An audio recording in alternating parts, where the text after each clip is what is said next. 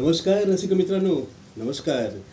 मी आपला होस्ट प्राध्यापक राजेंद्र देशमुख लोक लाईव्ह टी व्हीमध्ये आपल्या सगळ्या रसिक मित्रांचं मनस्वी सहर्ष स्वागत करतो आहे.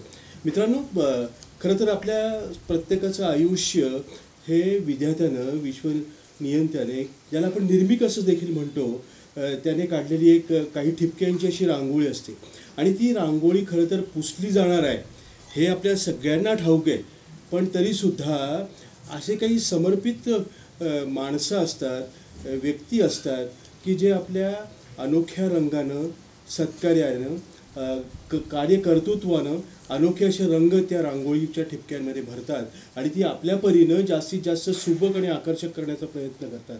आज आपल्या समवेत ज्या रंगकर्मी आहेत त्या थिएटर ऑफ रिलेव्हन्स, एक समर्पित अशी रंग चळवळ जी अख्ख्या महाराष्ट्रभर किंबहुना आपल्या देशाच्या बाहेरसुद्धा ती गेलेली आहे. आणि येत्या रविवारी म्हणजे 12 ऑक्टोबरला मित्रांनो, आपल्या जळगाव नगरीमधलं एक सांस्कृतिकदृष्ट्या आता ज्याला चांगल्यापैकी परिचित असलेलं असं एक ठिकाण भैयासाहेब सभागृहामध्ये the dot dot other world या नाटकाचा नाट्यप्रयोग सादर होणार आहे. आणि रंगचिंतक मंजुल भारद्वाज यांनी त्यांची संकल्पना असलेलं, त्यांनी लिहिलेलं आणि दिग्दर्शित केलेली हे नाटक जे आहे हे आपण सगळ्यांनी आवर्जून यायचं आहे. आणि काय नेमकं ह्या नाटकात आहे, खरं तर नाटक हा मुळातच गांभीर्याने घ्यायचा विषय आहे. पण मी मगाशी म्हटल्याप्रमाणे नाट्यरंग ज्यांनी आपल्या सगळ्या या समर्पित आयुष्यामध्ये भरलेले आहेत आणि ही चळवळ राबवण्याचा कसोशीने आणि असोशीने मित्रांनो प्रयत्न करतायत, अशा या समर्पित असलेल्या रंगकर्मी आपल्या सोबत आहेत. मी अश्विनीजींकडे जातो आहे थेट. अश्विनीजी, मला सांगा, आपण सहाय्यक दिग्दर्शक आहात, काय सांगाल या चळवळीबद्दल? नंतर आपण या नाटकाकडे वळूया please. Theatre of relevance. Theatre of relevance हा सिद्धांत रंगचिंतक मंजुल भारद्वाज यांनी प्रेरित केला आणि जगाला दिला. रेलेव्हन्स, जिथे आपण रेलेव्हन्स म्हणतो, तर रेलेव्हन्सचा अर्थच आहे की प्रत्येकाशी असलेलं रेलेव्हन्स. म्हणजे प्रत्येकाला वाटतं की हा विषय माझा आहे, माझ्यासाठी आहे. नाटक ही एक अशी कला आहे की ज्यात प्रत्येकाला अभिव्यक्त होता येतं आणि अभिव्यक्तासाठी प्रत्येकाला एक मंच हवा असतो जे नाटक देतं.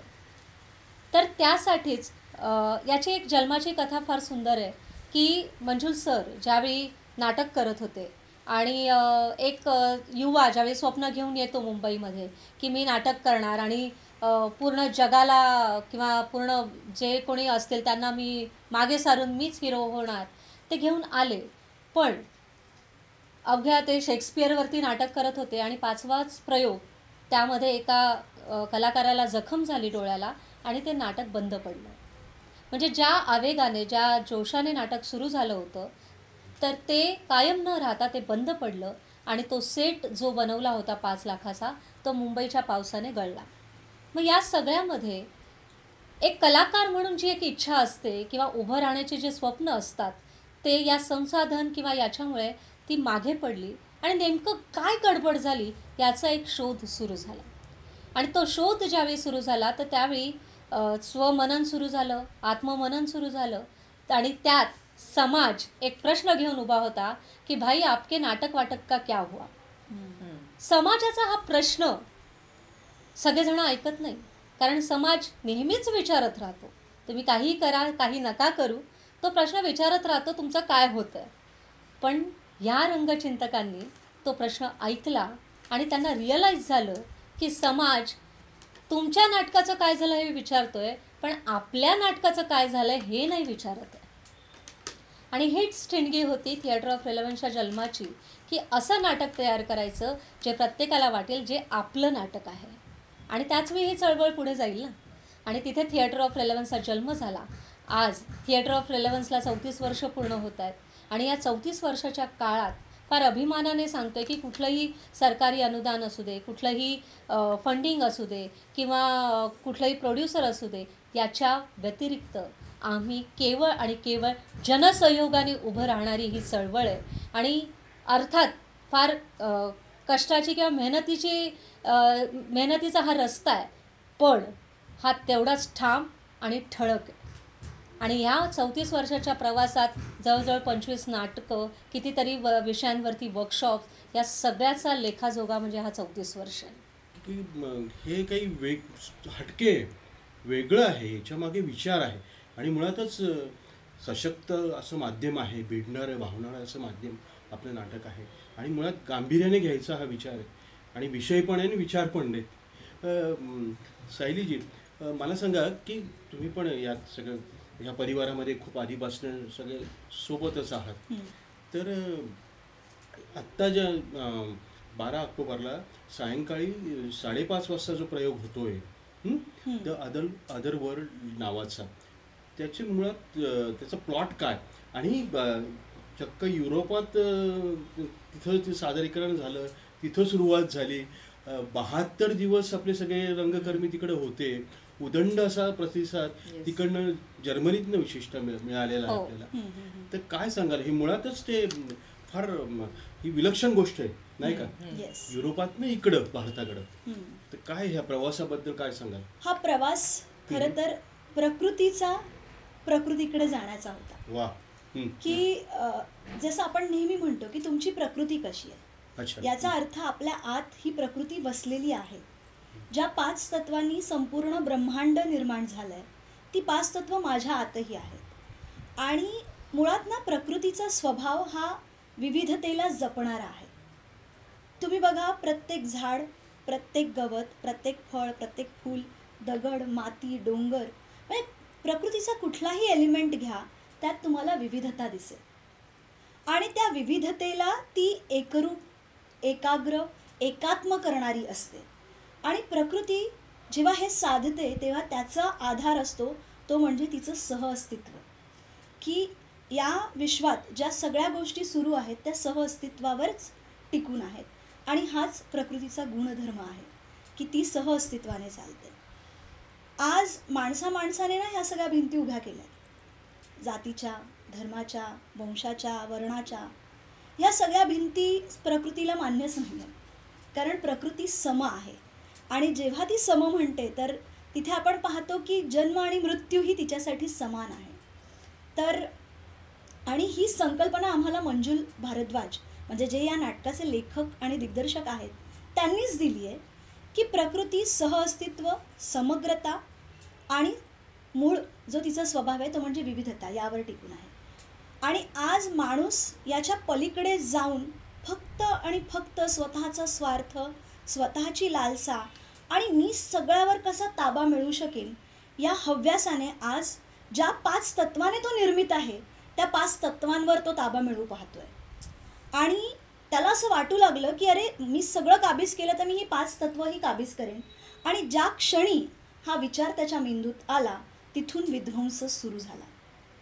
हेच या नाटकाचं मूळ गाभा कथानक आहे की माणसाने जेव्हा ही 5 तत्व संपवायला सुरुवात केली तिथून बघा एक एक करत सगळं ढासळत चाललं. पहिली तर त्याची नीतिमत्ता ढासळली, त्याची विचार करण्याची प्रक्रिया थांबली आणि तो फक्त पळत सुटला. आणि पळता पळता तो एका टोकावर आला जिथे आता तो पडणार आहे आणि हे सगळं विश्वही संपणार आहे. पण याची जाणीव नाही आहे. म्हणजे सर नेहमी म्हणतात, इवन आम्हीही आता संवादात हे म्हणतो की पर्यावरण हा प्रत्येकाचा विषय आहे, पण प्रत्येकाने त्याकडे डोळेझाक केलेली आहे. आणि कुठेतरी हे होतं की माझ्या उंबरठ्यावर आलं ना की मी लक्ष देईन, तेव्हा मी बघेन, पण ती वेळच का येऊ द्यायची. आणि हे नाटक ती प्रिव्हेंटिव्ह स्टेप घेतं की आता जे झालं आहे ते इररिपेरेबल आहे, पण आपण याच्या पुढे पृथ्वीचं, आपल्या प्रकृतीचं आयुष्य वाढवू शकतो. आणि येस, प्रकृती कुठलीही सत्ता मानत नाही, ती फक्त सत्य मानते. आणि हेच सत्य आम्ही नाटकातनं घेऊन आलो आहे. कोमलजी, शृंखला पायी असू दे, मी गीत गतीचे गाय, बरोबर आहे? तर मला सांगा, हा सगळा प्रवास तुम्ही पाहिला तर सरांची एकतर लेखनशैली, त्यांचं दिग्दर्शन, जी ट्रीटमेंट ते देतात ते, आणि अलीकडच्या काळामध्ये गाजत असलेला रंगसंवाद. आता तुम्ही जवळपास मी मला माहिती आहे म्हणजे नाट्यकर्मी म्हणून सुद्धा की 15 दिवसांपासून तुम्ही सगळं इथलं वातावरणसुद्धा म्हणजे प्रेक्षकांशी संवाद करत करत आम्ही का आलो आहे, काय द्यायचं आहे, हे नाटक तुम्हाला काय देणार आहे नेमकं याविषयी तुम्ही बोलतात आणि त्याला सुद्धा चांगल्यापैकी प्रतिसाद त्यांच्या बाजूने मिळतो आहे, रसिकांच्या बाजूने मिळतो आहे. आपल्याला काय सांगाल याच्याबद्दल? हा एकतर सरांची शैली, त्यांच्यातला दिग्दर्शक, त्यांची ट्रीटमेंट आणि नंतर मग रंगसंवाद. मंजुल सरांची एक खासियत ही आहे की थिएटर ऑफ रेलेव्हन्समध्ये ते कधीच हा एकमेव असा दिग्दर्शक आहे, असे रंगचिंतक आहेत ज्यांनी कधीच आम्हाला रेडीमेड काहीच दिलं नाही. ना स्क्रिप्ट दिली, ना डायलॉग्स दिले, ना प्रसंग दिले. त्यांनी आम्हाला आमच्यातली शोधवृत्ती ह्याला प्रत्येक वेळेस एक मार्ग दिला, मार्गदर्शन केलं. आत्ताही द ... अदर वर्ल्ड या नाटकाची जी तालीम असायची, अर्थात पर्यावरण या विषयावरती आहे तर ती 4 भिंती ती तालीम होणारच नाही. म्हणून आम्हाला वर्षभर मंजुल सरांसोबत एक नाशिकमध्ये एक आदिवासी पाडा आहे, आम्ही तिथे जाऊन वर्षभर त्या जंगलात राहिलो, तिथल्या मातीत मिसळलो, मोकळ्या आभाळाखाली झोपलो, मुक्त चांदणे पाहिले, काजवे पाहिले, नदीमधलं पाणी किंवा एक म्हणतात खरं जे मिनरल वॉटर असतं जे नळाला येत नाही असं पाणी आम्ही प्यायलो. तिथला जे फळं भाज्या म्हणजे आदिवासी कसे राहतात, गावातला व्यक्ती निसर्गातला व्यक्ती कसा राहतो ते प्रत्यक्ष आयुष्य आम्ही जगलो वर्षभर. आणि त्यातनं आम्हा कलाकारांना हे कळलं की आपण शहरात राहून आपलं आयुष्य किती कॉम्प्लेक्स करून ठेवलं. आपण तंदुरुस्त राहण्यासाठी मल्टीव्हिटॅमिनच्या गोळ्या खातो, आपण मिनरल वॉटर विकत घेतो, आपण सगळ्या फळभाज्या विकत आणतो. म्हणजे या नाटकाच्या माध्यमातून आम्ही हे साधलं की आपण फक्त इकॉनॉमिकल इम्बॅलन्समध्ये नाही आहोत, आपण इकोलॉजिकल आणि इकॉनॉमिकल ह्या दोन्ही इम्बॅलन्समध्ये आहोत. आणि जिथे जिथे इकोलॉजिकल इम्बॅलन्स आहे तिथे इकॉनॉमिकल इम्बॅलन्स असणार. तर या नाटकामध्ये खऱ्या अर्थाने श्रीमंत कोण आहे आणि श्रीमंतीची काय व्याख्या आहे, विकासाची काय व्याख्या आहे, हे आम्ही समग्ररित्याने शिकलो. या नाटकाची तयारी करत असताना आम्हाला आठवतं 50 मुलं होती आणि एक किशोरवयीन मुलं 13 ते 16 वयोगटातली, आणि त्या मुलांसोबत हे नाटक तयार होत होतं. अगदी निसर्गातनं आम्ही इन्स्ट्रुमेंट्स तयार केले, निसर्गामधली जी ध्वनी होती ती आम्ही नाटकात आणली आहे. बरं, नाटकाच्या शैलीमध्ये असं काहीही तांत्रिक नाही आहे, एव्हरीथिंग इज लाईव्ह, सगळं काही लाईव्ह आहे. आणि त्या लाईव्ह म्युझिकला कलाकार स्वतः परफॉर्म करतात, ते स्वतः काढतात. म्हणजे पक्ष्यांचा आवाज असू दे, निसर्गाचा आवाज असू दे, पाण्याचा आवाज असेल किंवा पृथ्वी निर्माण होत असताना जे एक पृथ्वीचाही एक गतीचा आवाज आहे, तो आवाजही कलाकारांनी लाईव्ह ऑन स्टेज काढलाय. त्यामुळे सुरुवातीचे 40 मिनिटं प्रेक्षकांना अक्षरशः असं वाटेल की आपण एका खूप आधी, लाखो करोडो वर्ष आधी आपण गेलोय आणि पृथ्वीच्या निर्माणापासून आपण ती प्रोसेस अनुभवतोय. ते अगदी आदिमानवाचा काळ, त्याने लावलेला शोध, त्याने केलेले सगळे प्रक्रिया, जोपर्यंत मानवी सभ्यता प्रस्थापित झाली नाही तोपर्यंत. आणि जसं एक सिव्हिलायझेशन, एक कम्युनिटी जन्माला आली, तसंच माणसाला कळलं की माझ्याकडे पॉवर आहे, माणसाला कळलं की मी शेती करू शकतो, मी उगवू शकतो. आणि इथे मग हळूहळू हळूहळू माणूसच माणसाला ओळखण्यापासून वंचित झाला. म्हणजे एकच माणूस आपल्यासारख्या दिसणाऱ्या माणसाचं शोषण करायला लागला. मग त्याला आपण सामंतशाही म्हणतो. हळूहळू औद्योगिक क्रांती आल्यानंतर भांडवलशाही. आणि हे सगळे जे टप्पे आहेत, ह्या टप्प्यांमध्ये आज माणूस नेमका कुठे आहे याचा आम्ही शोध घेतोय. माणसातली प्रकृती जिवंत आहे का याचा आम्ही शोध घेत आहोत. आणि अर्थात मंजुल सरांचं जे लेखन आहे, दिग्दर्शन आहे, हे इतकं समग्ररित्याने सर लिहितात की त्यामध्ये अगदी समाजातला प्रत्येक व्यक्ती, प्रत्येक घटक रेलेव्हंट होतो. आज बघा सर, एका तबक्याला वाटतं की संपूर्ण पृथ्वी माझी आहे म्हणून ते पृथ्वीला आपल्या परीने मोल्ड करायला बघतायत, पण त्याचा परिणाम तळागाळातल्या विभागाला जास्त भोगावा लागतो. आज पुराचं पाणी आलं का सर्वात आधी ते पाणी शिरतं ते आपल्या शेतकऱ्यांच्या घरी, आदिवासांच्या घरात, किंवा जे आपले तळागाळातले बांधव आहेत त्यांच्या घरात. सो आम्ही हे म्हणतोय की विकास करूया ना, पण सगळ्यांनी एकत्र मिळून करूया. सगळ्यांचा एकत्र विकास होणं गरजेचं आहे, मगच तो विकास असेल. आणि अर्थात इथे सगळ्यांना सोल्युशन माहिती आहे, झाडं लावायची आहे, पाण्याचा उपयुक्त वापर करायचा आहे, विजेचा कमी वापर करायचा आहे, प्लास्टिकचा वापरच करायचा नाही, हे सगळ्यांना सगळे सोल्युशन्स माहीत आहेत. प्रश्न आहे की आपण आपल्या मेंदूच्या मातीला ओळखतोय का, आणि त्या मातीमध्ये आपण विचारांचं एक बीज रोवतोय का. सो ही मेंदूच्या मातीची मशागत आम्ही या वर्षभरात केली, आणि तिथून मग आम्ही जळगावमध्ये किंवा वेगवेगळ्या ठिकाणी जिथे जिथे आपले प्रयोग असतात त्या प्रत्येक ठिकाणी आम्ही 10 ते 15 दिवस आधी पोहोचलो, आणि ही कलाकारांची टीम त्या प्रेक्षकांच्या मेंदूतल्या मातीला एक सुपीक करायला किंवा त्याची मशागत करायला निघाली, की चला आपण प्रेक्षकांना विचारूया तरी की आपली माती सुपीक आहे का. मग यामध्ये आम्ही त्यांना संकल्पनेशी जोडलं, नाटकाच्या संकल्पाशी, त्याच्या ध्येयाशी जोडलं. आणि हो, कलाकारांनी नाटकात तर एक भूमिका बजावलीच आहे, प्रेक्षकांची भूमिका काय आहे त्या भूमिकेसाठी आपण प्रेक्षकांशी हा रंगसंवाद साधला.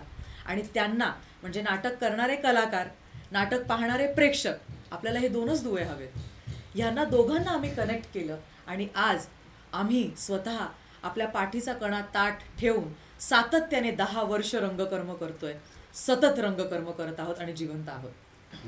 जाणीवेने सगळं हे आपण करताय आणि उदंड प्रतिसाद रसिकांच्या बाजूने सुद्धा मिळतोय. अश्विनीजी, परत मी तुमच्याकडे येतो. मला सांगा, हे सगळ्या प्रवासात तुमची उत्तम साथ मिळालेली या सगळ्या परिवाराला, आणि सहाय्यक दिग्दर्शक पण आपण केले. पण आपण लोकशास्त्र सावित्री जे 5 ऑक्टोबरला आपण पुण्याच्या ऐतिहासिक अशा बालगंधर्व रंगमंदिरात ते सादर केलं, त्याला पण छान प्रतिसाद मिळाला. अगदीच अगदीच. गोधडी असेल, मी ते पाहिलंय, आणि राजगती सुद्धा उत्तमच सगळं. तर एकेका नाटकाची जे ते त्याच्या सादरीकरणापर्यंत पोहोचेपर्यंत साधारणतः कालावधी किती लागतो? जसं कोमल म्हणाले की कुठलीही रेडीमेड स्क्रिप्ट आम्हाला दिली नाही. ओके. तो विषय जोपर्यंत कलाकार आत्मसात करत नाही तोपर्यंत त्याची तालीम होत राहते. तर जसं आता द अदर वर्ल्ड हे नाटक, याचं मी उदाहरण घेईल की हे नाटक ज्यावेळी आम्ही तालीम स्वरूपात आणत होतो त्यावेळी आम्ही मुलांसोबत प्रक्रिया करत होतो, कारण मागच्या वर्षी हे नाटक युरोपमध्ये परफॉर्म झालं, आणि युरोपमध्ये 72 दिवसांसाठी 14 ते 16 वयोगटातील मुलं हे नाटक घेऊन गेले होते, जे थिएटर ऑफ रेलेव्हन्सचे रंगकर्मी होते आणि भारताचे सांस्कृतिक दूत म्हणून गेले होते.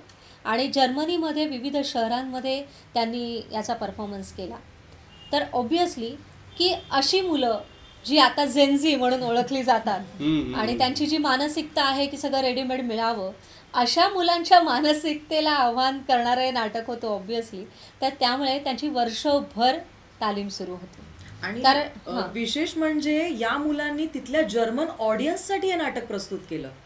मग तिथे आपल्या भाषेत, मराठी किंवा हिंदी भाषेत नाही, तर तिथल्या इंग्लिशमध्ये त्यांच्या ऑडियन्ससाठी आपण हे नाटक प्रस्तुत केलं होतं, आणि तिथे खूप उदंड प्रतिसाद मिळाला. तर त्याची जी तयारी होती ती वर्षभर सुरू होती, आणि त्यामुळे मग कुठल्याही नाटकाला तयार होण्यासाठी एक मिनिमम 3 ते 4 महिने लागतात.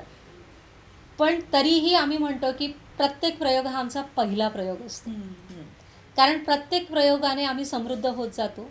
प्रत्येक वेळी प्रेक्षक बदलतात, आणि प्रत्येक वेळी प्रेक्षक ज्यावेळी बदलतात त्यावेळी त्या सगळ्यांची मानसिकता, त्या सगळ्यांचे विचार घेऊन आम्ही परफॉर्म करत असतो. त्यामुळे याची तालीम म्हणाल तर ती प्रत्येक प्रयोगाला नवीन असते. त्यामुळे प्रत्येक प्रयोग आमच्यासाठी नवीन असतो, कारण एक ना रंगभूमीवरती असतं की ना कालांतराने कलाकार मेकनाइज होऊन जातात, कारण ते तेच प्रयोग, तेच डायलॉग, तेच संवाद. प्रेक्षक जरी नवीन असला तरी कलाकार तेच आहेत, नाटकातले डायलॉग तेच आहेत, संवादही तेच आहेत. पण थिएटर ऑफ रेलेव्हन्सने हा पुढाकार घेतला की नाही, प्रत्येक प्रयोग नवीन आहे, प्रत्येक प्रेक्षकासोबत जोडलेला आहे, आणि जसं आम्ही प्रेक्षक संवाद करतो नवीन प्रेक्षक जोडले जातात, नवीन विचार जोडले जातात. त्यामुळे प्रत्येक प्रयोगाचं आमचं ध्येय बदलत राहतं. डायलॉग कदाचित तेच असतील, पण त्याचे संदर्भ, अर्थ बदलत जातात आणि नवीन प्रयोग होतो. त्यामुळे आमची तालीम ही अविरत सुरू असते आणि ती सतत सुरू असते. Practice makes man perfect. पण आता हे सूत्र बनलंय की perfect practice makes man perfect. तिथेही आम्ही करेक्शन देतोय की तिथे मॅन नाही, तिथे पर्सन वापरूया. होय होय. कारण जिथे आपण कलाकार म्हणतोय तिथे ही दृष्टी हवी की जेंडरमध्ये आपण सम आहोत, जसं प्रकृती सम आहे. So perfect practice makes person perfect. हे क्रेडिट सुद्धा सरांकडे कारण ज्या समरसतेने तुम्ही इन्व्हॉल्व्ह होताय, प्रत्येकाला प्रत्येकाचा रोल माहिती आहे, बरोबर आहे, तर नक्की त्याचे रिझल्ट्स खूप छान मिळत आहेत. अगदीच. हां सायली, मी तुमच्याकडे येतो. मला सांगा की हे नाटक जळगावकर रसिकांनी आवर्जून पाहावं. 12 ऑक्टोबरला सायंकाळी 5:30ला त्याचा प्रयोग आहे भैयासाहेब सभागृहामध्ये, नंदी सभागृहामध्ये. तर तुम्ही काय सांगू शकाल की कशासाठी हे नाटक बघितलंच पाहिजे?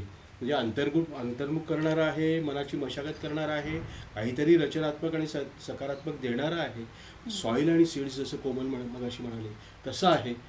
पण तुमच्या बाजूने जर विचार केला एक रंगकर्मी म्हणून, तर काय रसिकांनी इकडे यावं आणि नाटक बघावं? मी इथूनच सुरुवात करेन की रसिक म्हणून नाही, बरं, तर एक व्यक्ती, एक नागरिक, एक माणूस म्हणून जळगावकरांनी यावं.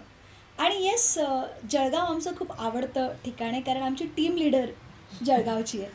आणि जेव्हा आम्ही येतो तर आमच्यासाठी जळगाव हे आमचं घर आहे असंच मी पाहते, की आम्ही वेगवेगळ्या ठिकाणचे आहोत, पण जेव्हा केव्हा जळगावमध्ये येतो तेव्हा जळगावकरांनी खूप प्रेम, खूप आत्मीयता, आणि ते म्हणतात ना की अरे तुम्ही आमचीच माणसं आहात, हा भाव त्यांनी आमच्यापर्यंत पोहोचवला आहे.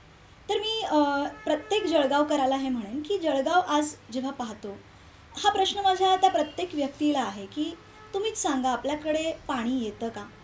तेही शुद्ध पाणी येतं का? आपण आज जो श्वास घेतो आहे जळगावमध्ये, तो आपण स्वच्छ आणि मोकळा घेतो का?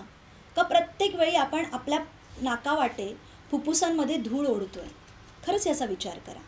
आज जेव्हा मी बाहेर पडते, खूप गरमी वाढली आहे, मान्य, जळगावकरांना ते ना आता रोजचंच झालं आहे की अरे गरमी तर असतेच, पण का असते, त्याचं कारण काय? आणि आता जेव्हा गरमी वाढते तर मध्येच पाऊस, मध्येच वातावरण बदल, तर पूर्वी जे जळगावचं वातावरण होतं ते आता कॉन्स्टंट असं राहिलं आहे का ते बदलतं आहे? ह्या सगळ्याचा विचार ना प्रत्येक माणसाने करायला हवा. आणि जेव्हा मी ह्या गोष्टींचा विचार करते, तर आज जळगावमध्ये असो, मुंबईमध्ये असो किंवा पुण्यात असो, माणसाचं ना एक ध्येय झालं आहे की बाबा काम करणं आणि पोट भरणं. पण खरंच पोट भरणं इथपर्यंतच माणसाची कृती किंवा त्याची भूमिका आहे का, याकडे आपण प्रश्न उचलायला हवा, विचार करायला हवा. आणि मग मी इथून सुरुवात करेन की जर मी जगते आहे ते माझं आजूबाजूचं वातावरणच माझ्या जगण्यालायक नाही आहे. मी नोकरी तर करते आहे, मी काम तर करते आहे, पण ते काम करून सरते शेवटी मिळतं आहे काय? समाधान, शांती मिळते आहे, पोषकता मिळते आहे? तर नाही. तर मी जळगावकरांना यासाठी म्हणेन की यासाठी तुम्ही नाटक पहा, की आज जे आम्ही पर्यावरणाचा झेंडा घेऊन निघालो आहे, खरं तर ते प्रत्येकाचंच काम आहे, कारण पर्यावरण आपल्यापेक्षा वेगळं नाही आहे, ते आपल्याशी जोडलेलं आहे. कारण मी जसं म्हटलं सुरुवातीला, आपणच प्रकृती आहोत. आणि जेव्हा प्रत्येक माणूस हे समजेल की हो मीच निसर्ग आहे, मीच प्रकृती आहे, तर तो स्वतःबरोबरही अन्याय करणार नाही आणि बाहेर निसर्गासोबतही अन्याय करणार नाही. त्यामुळे जळगावकरांनी यासाठी हे नाटक पाहावं. दुसरं कारण आहे की मी ही गोष्ट खूप अभिमानाने सांगते की माझी टीम लीडर जेव्हा ह्या सगळ्या कारवाला घेऊन निघते, भारतामध्ये आज एकमेव असा रंगकर्मींचा ग्रुप आहे, तो थिएटर ऑफ रेलेव्हन्स रंगकर्मींचाच आहे, जो केवळ आणि केवळ रंगकर्म करतो आणि प्रेक्षक सहभागिता आणि सहयोगातनं जगतो. प्रत्येक वेळेस नाटक म्हटलं की निर्माता आला, प्रत्येक वेळेस नाटक म्हटलं की कोणीतरी छान बॅनर देणार आणि त्या बॅनरसाठी पैसे देणार असं होतं. पॉलिटिकल पक्ष सपोर्ट करतो, फंडिंग असतं, डोनेशन असतं. आम्ही हे सगळं बाजूला ठेवतो राजेंद्र सर, आणि आम्ही प्रत्येक स्थानिकाला, प्रत्येक माणसाला भेटतो आणि त्याला त्याची जाणीव करून देतो की चल, हा विषय फक्त माझा नाही, हा तुमचाही आहे. आणि जेव्हा तो विषय त्यांचा होतो तेव्हा ती व्यक्ती त्याच्यासाठी सहयोगाला उभी राहते. आणि तो सहयोग फक्त आर्थिक नसतो, तर तुम्ही जेवण करायला या, तुम्ही राहायला आमच्या घरी या, अरे तुम्ही शहरात फिरताय तर आमचं वाहन घ्या आणि फिरा. तर हा प्रत्येक अंगाने परत ही सहअस्तित्वाचीच भूमिका आहे जी आपण प्रत्येक माणूस जगतो आहे आजच्या काळात, आजच्या घडीला. आणि हे थिएटर ऑफ रेलेव्हन्स रंगकर्मी पोहोचवत आहेत. अगदी जशी आपली पूर्ण भारताची कार्यप्रणाली चालते की प्रत्येकाच्या टॅक्सने देश चालतो, मग तो साधा गरीब असेल किंवा साधा म्हणजे मोठा मालक किंवा श्रीमंत असेल, पण प्रत्येक व्यक्ती टॅक्स देतो आणि त्या टॅक्सने आपला देशाचा कारभार चालतो. आमच्या नाटकाचंही तसंच आहे की प्रत्येक व्यक्तीच्या सहयोगातनं आम्ही नाटक करतो आहे, करत राहू आणि 34 वर्ष मंजुल सर घेऊन चालले आहेत जगभरात. डिजिटल कनेक्टिव्हिटी सध्या वाढत चालली. आपण व्हर्च्युअल सगळ्या जगामध्ये आपण आहोत. माणसं माणसापासून राहत आहेत, पण तुम्ही ह्युमन कनेक्टिव्हिटीसाठी खूप प्रयत्नशील आहात आणि परिश्रम करताय म्हणून यशाचं चांदणंसुद्धा तुम्हाला गवसतं आहे, नाही का? तर तुम्ही काय अपील कराल या निमित्ताने या आमच्या प्लॅटफॉर्मवरनं? कला हा शब्द आपण ऐकतो तर त्या कलेचा अर्थ काय की त्याचा इंग्लिशमध्ये आहे आर्ट. बरं. आणि आर्टचा फुल फॉर्म थिएटर ऑफ रेलेव्हन्समध्ये आहे अ रोमान्स विथ ट्रूथ, म्हणजे सत्याचा शोध, सत्यावरती प्रेम. आणि खरंच आहे की ज्यावेळी आपण सत्य शोधायला लागतो ना, त्यावेळी तुम्हाला जे समाधान मिळतं ते अभूतपूर्व असतं. आम्हाला बरेच जण विचारतात की आजच्या डिजिटल फॉर्ममध्ये की तुम्ही फक्त रंगकर्म करताय, तुम्ही फक्त हे करताय, तुम्ही टी व्हीवर का नाही, तुम्ही सिरियल का नाही, पण किंवा तुम्ही बाकीची कामं का नाही करत आहात. पण या विचारांनी जे मी त्यांना तेच विचारते की फेम मिळेल, खूप पैसे मिळेल, आलिशान घर मिळेल, पण सरतेशेवटी तुम्ही काय शोधणार आहात? शांती आणि समाधान ना. म्हणजे एवढं सगळं मिळवूनसुद्धा सरतेशेवटी तेच मिळवायचं आहे जे आम्ही आत्ता प्रत्येक पावलाला अनुभवतो आहे. आणि त्यासाठीच आम्ही रंगकर्म करतो आहे, कारण या रंगकर्मामध्ये प्रत्येक पाऊल आम्हाला ती शांती आणि समाधान देत आहे. अजून एक सांगेल की ज्यावेळी आम्ही पर्यावरणाचा विषय घेऊन आलो तर प्रत्येक प्रेक्षक हेही बोलले की आता काय करणार, लोकांना सवय लागली आहे, हे असंच जगायचं आहे, असंच राहायचं आहे. तर मी त्यांना हेच उत्तर देते आहे की हे सगळं जरी असलं तरी मला माहिती आहे की मला आयुष्याच्या शेवटी मला काय स्वतःला हवं आहे. मला ते समाधान हवं आहे की मी प्रयत्न केला किंवा मी ते पाऊल उचललं. आम्ही पुढाकार घेतला, आम्ही ते पाऊल उचललं आहे आणि त्याचं समाधान मी घेऊन जाणार आहे. आता तुमची वेळ आहे, तुमची भूमिका काय आहे, प्रेक्षक म्हणून तुमची भूमिका काय आहे, आणि त्यासाठीच आम्ही हा पुढाकार घेतो आहे. आणि थिएटर ऑफ रेलेव्हन्स प्रत्येक वेळी प्रत्येक विषयासाठी असाच पुढाकार घेतो.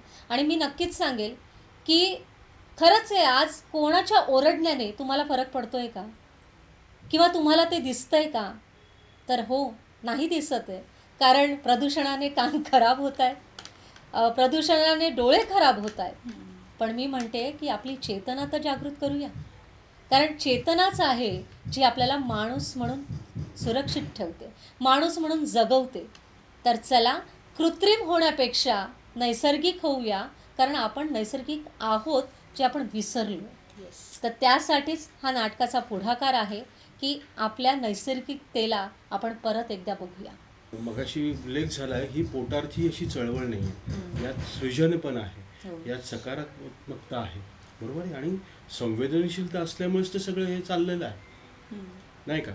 वसुंधरेचं संवर्धन करण्यासाठी अनेक हात पुढे येतात, सहयोग होतो, फोटोसाठीही काही गोष्टी घडतात, बातम्यांसाठीही काही गोष्टी असतात, पण हे सगळं तुमचं वेगळंच आहे. खूप विचार याच्या मागे आहे आणि म्हणजे अंतर्मुख करणारी हीच खऱ्या अर्थानं चळवळ आहे. तर काय तुम्ही अपील कराल सगळ्या रसिकांना? पूर्णतः एकच विचार आहे जो आम्ही या नाटकातनं मांडतोय, तो म्हणजे सहअस्तित्वाचा.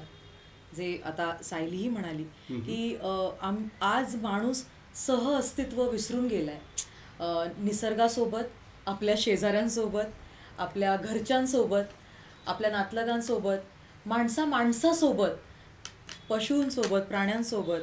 तर सहअस्तित्व कुठेतरी गायब होत चाललेलं आहे, जे या नाटकातनं आम्ही पुन्हा एकदा रुजवू पाहतोय. सहअस्तित्व इतकी सुंदर प्रक्रिया आहे आणि ती प्रक्रिया केवळ आयुष्यच नाही वाढवत, तर या जगाला सुंदर आणि मानवीय बनवू शकते. आणि खरंच आपल्या स्वप्नातलं जे अदर वर्ल्ड आहे, प्रत्येकाच्या मनात एक अदर वर्ल्ड आहे सर.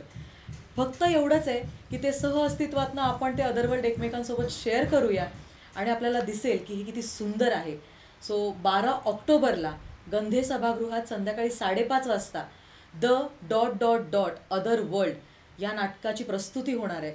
आम्ही अगदी म्हणता येईल की पृथ्वीच्या निर्माणापासूनची ती आत्तापर्यंत, म्हणजे जिथे आता ओझोनचा थरही गायब होत चाललेला आहे, इथपर्यंतचा प्रवास आम्ही दाखवत आहोत आणि त्यानंतर आवाहन करतोय की आता याच्या पुढे आपल्याला कुठे जायचं आहे.